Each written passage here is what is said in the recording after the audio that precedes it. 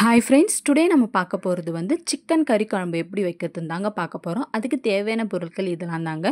இந்த பொருள் எல்லாத்தையும் எடுத்து வச்சுக்கோங்க. சப்போஸ் இந்த பொருள் என்னென்ன பொருள் உங்களுக்கு தெரியலனா டிஸ்கிரிப்ஷனில் கொடுக்குறேன், செக் பண்ணி பாருங்கள். அதுக்கப்புறம் ஒரு மிக்ஸி ஜார் எடுத்து அதில் இஞ்சி பூண்டு, அது பச்சை மிளகா, பெருஞ்சீரகத்தை போட்டு அரைச்சிடணும். சப்போஸ் குவான்டிட்டி கம்மியாக இருந்துச்சுன்னா அது அரைக்காது, அதனால் வெங்காயத்தையும் போட்டு அது கூட அரைச்சிடலாம்.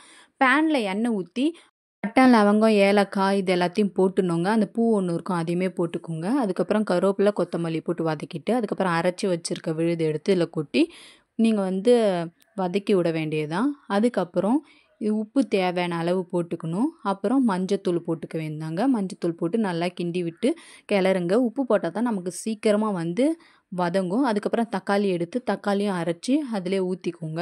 ஊற்றி நல்லா வதக்கி விட்டுட்டு அதுக்கப்புறம் வதங்கினதுக்கப்புறம் கறியை வந்து அலசி வச்சு மஞ்சத்தூள் போட்டு வச்சுருக்கேன், அந்த கறியை எடுத்து அது உள்ளே போட்டுடணும்.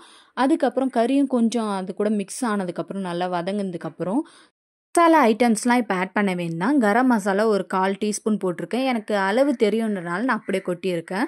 அதுக்கப்புறம் சில்லி பவுடர் வந்து ஒரு 1/2 டீஸ்பூன் போட்டிருக்கேன். அதுக்கப்புறம் சிக்கன் மசாலா வந்து அந்த பேக்கெட்டில் 1/2 பேக்கெட் கொட்டியிருக்கேன். அதுக்கப்புறம் 2 டேபிள் ஸ்பூன் வந்து குழம்பு மிளகாத்தூள் போட்டிருக்கேன். உங்களுக்கு காரம் வேணும்னா மிளகாத்தூள் எக்ஸ்ட்ரா போட்டுக்கலாம்.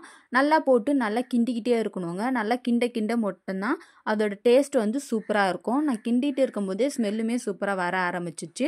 அதுக்கப்புறம் இது கூட உருளைக்கிழங்கு போட்டுருங்க. ஏன்னா கொதிச்சதுக்கப்புறம் போட்டிங்கன்னா உருளைக்கிழங்கு வேவாமல் போகிறதுக்கும் சான்சஸ் இருக்குது. அதனால் நான் இது கூட போட்டுட்டு அதுக்கப்புறம் நல்லா வதங்கினதுக்கப்புறம் தேவையான அளவு தண்ணி ஊற்றி நம்ம க்ளோஸ் பண்ணி வச்சிட வேண்டாங்க. அதுக்கப்புறம் ஒரு கொதி வந்ததுக்கப்புறம் நம்ம துருவி வச்சுருக்கோம்ல அந்த தேங்காவை அரைச்சி அந்த தேங்காய்க்குள்ளே முந்திரி அதுக்கப்புறம் கசகசா போட்டு அரைச்சி அதை இதில் ஊற்றிடணுங்க.